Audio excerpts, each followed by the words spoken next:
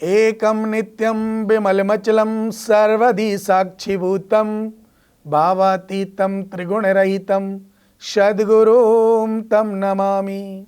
राधे राधे। जय माँ कामाख्या।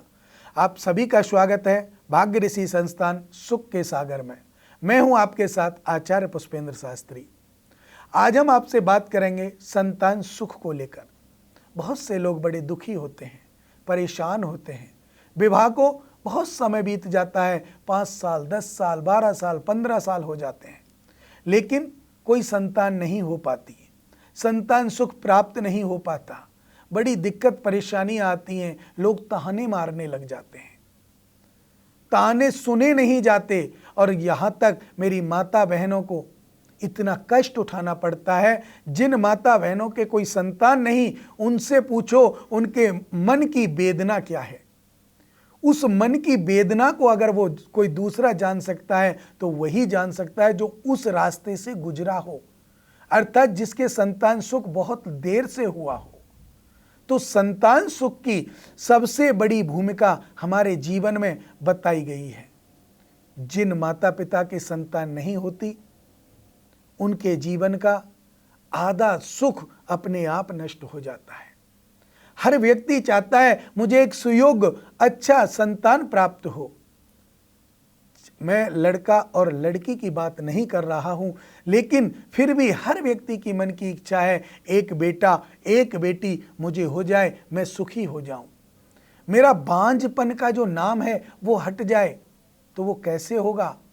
कुंडली के पंचम भाव को आप देखें तो कुंडली के पंचम भाव में जो श्रेष्ठता है वो आपको आपके संतान सुख तक दिलाती है। हमारे ग्रहों को कुछ कैटेगरियों में बांटा गया है। कुछ ग्रह पुल्लिंग हैं, कुछ ग्रह स्त्रीलिंग हैं और कुछ नपुंसक हैं। जैसे बुध है, बुध को नपुंसक की संज्ञा दी गई है, शुक्र को स्त्री की संज्ञा दी गई है, शनि मंगल सूर्य को पुरुष की संज्ञा दी गई है। अर्थात जो ग्रह हैं हमारे, ये तीनों लिंगों में बटे हुए हैं। पंचम भाव का स्वामी अगर पुल्लिंग है और पंचम भाव में बैठा है तो पहली संतान आपकी पुत्र होगा। अगर सप्तम भाव में पंचम भाव का स्वामी बैठा है तो दूसरे नंबर की जो संतान होगी वो पुत्र होगा, पहली संतान पुत्री होगी। अगर आपके पंचम भाव का स्वामी नवम भाव में बैठा है, भाग्येश में बैठा है, तो आपके 2 पुत्रियां पहले होंगी, तीसरा पुत्र पैदा होगा। अर्थात जो व्यक्ति अपने ग्रहों की गोचर दशा को लेकर चलता है, उसी के हिसाब से उनको परेशानियों का या उनको सुख का, दोनों का सामना करना पड़ता है। अब हमारे मन में विचार आता है, ये तो हमने बता दिया कि पुत्र और पुत्री कहाँ उत्पन्न होती हैं, लेकिन जिन भाई बहनों के संतान होती ही नहीं, उसका क्या कारण है? उसका कारण एक दृष्टि से अगर हम पहले बात करते कुंडली की, कुंडली के माध्यम से देखें तो पंचम भाव को देखें, लगन को देखें और दशम भाव को देखें, और पंचम भाव से एकादश भाव को देखें। इनकी दृष्टि देखें, कौन से ग्रह कहाँ बैठे हुए हैं, कौन सी दृष्टि है और किस कारण आपके संतान नहीं हो रही। बड़ी बात नहीं है। बहुत लोग ऐसे हैं जिनके संतान सुख से परेशान हैं, लेकिन चिंता करने की बात नहीं। मैं दावे के साथ आपसे कह सकता हूं कि अगर आप हमसे जुड़ते हैं तो निश्चित रूप से 3 महीने के अंदर अंदर हम आपके कार्यों को करते हैं। आपके कार्यों में विविधतापूर्ण वैदिक रीति के द्वारा पूजा पाठ अनुष्ठान करने के बाद 3 महीने में आपका गर्भ रह जाता है। अगर आप इस कार्य से परेशान हैं, संतान सुख आपको प्राप्त नहीं हो रहा है, तो ये हुआ कुंडली का माध्यम। कभी कभी घर में पितृदोष हो जाने के कारण पितरों की पूजा पाठ ढंग से ना हो, भोग विनती ढंग से ना हो, या फिर भोग लगाते समय बहुत त्रुटियां हम लोग कर देते हैं, वो त्रुटियां अगर हमने कर दी हो तो भी बड़ी परेशानी उत्पन्न होती है। और पितृदोष जब घर में होता है तो मांगलिक कार्य बहुत कम हो जाते हैं और संतान सुख तो होता ही नहीं। कहते हैं पितृदोष जिस घर में होता है वह दूध और पूत दोनों को नष्ट कर देता है।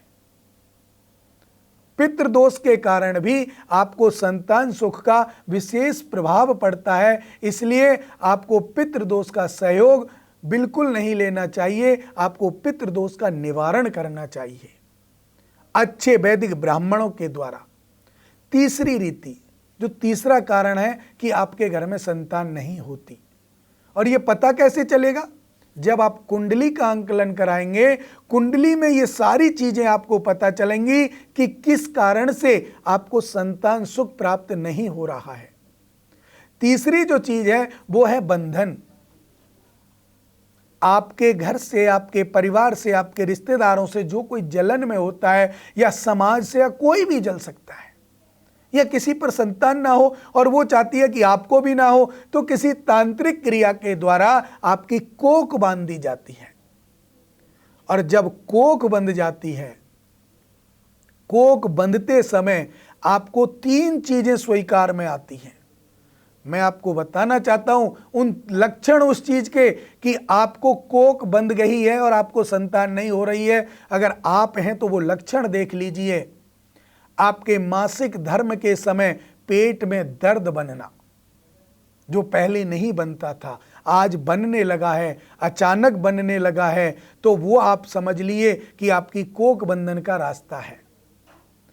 आपके जब आप अपने जीवन में सांसारिक धर्म में प्रवृत्त होते हैं, उस समय एक दूसरे पति पत्नी के मन में बेमनस्ता आ जाना, समझ लीजिए कोख बंधन हो चुका है। और तीसरा, समय समय के अनुसार आपके कार्यों में अवरोध पैदा होना, रुकावट आना, दाम्पत्य सुख, कोख में आपका गर्भ रह जाना, 1 महीने का, 2 महीने का होकर के गिर जाना, ये भी समस्याएं आपको कोख बंधन को दिखाती हैं। अगर ऐसा आप लोगों के साथ होता है तो आप निश्चित रूप से हमारे इन दिए हुए नंबरों पर संपर्क कर सकते हैं और अपने जीवन में संतान सुख का सुख प्राप्त कर सकते हैं। इन्हीं शुभ मंगल कामनाओं के साथ मुझे दीजिए इजाजत। राधे राधे।